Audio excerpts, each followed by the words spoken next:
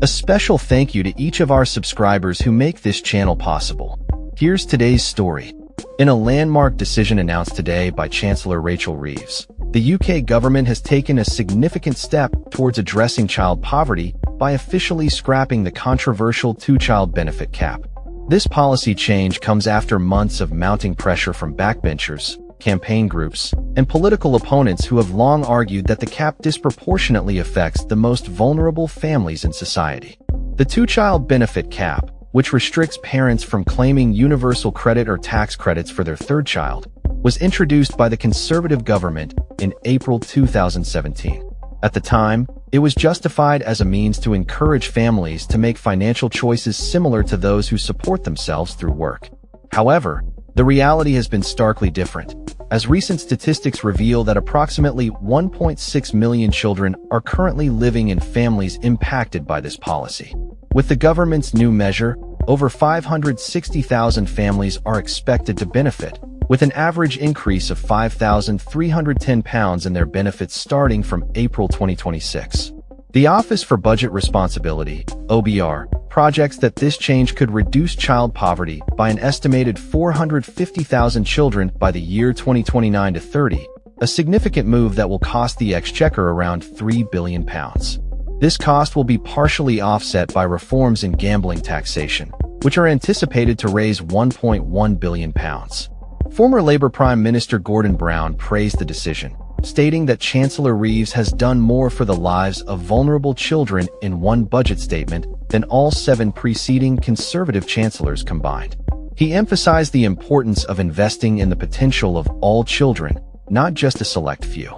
The announcement has been met with widespread approval from child poverty advocates who have long called for the complete abolition of the cap instead of mere adjustments. Rachel Reeves's decision marks a notable shift in Labour's stance, as the party had previously enforced party discipline against MPs who voted against the cap.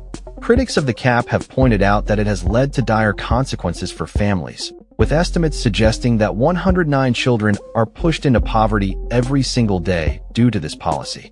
The move to scrap the cap has been heralded as a much-needed fresh start in the fight against child poverty, with Alison Garnham, Chief Executive of the Child Poverty Action Group, stating that this change will be transformational for children and their families. Many parents have expressed relief and hope that this decision will alleviate some of their financial burdens. One mother, Shauna, who has 3 children, shared her personal struggles, stating that the additional funds would help her cover essential bills and even allow her to purchase a new mattress for her children.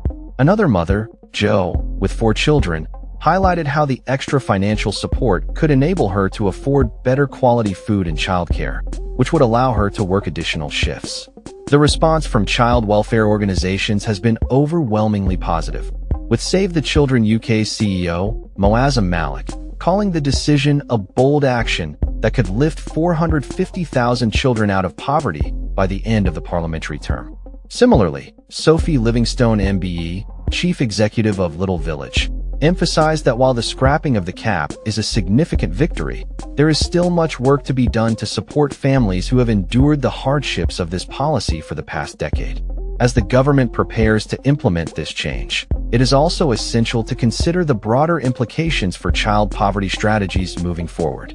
While the announcement has been celebrated within the Labour Party and among advocacy groups, it faces criticism from Conservative leaders who argue that the cap was a necessary measure to encourage responsible financial planning among families.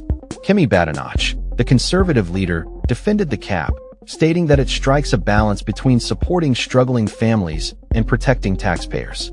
Despite the criticism, the Labour government is determined to move forward with the policy change, asserting that it is fully funded and part of a broader strategy to tackle welfare fraud and tax avoidance.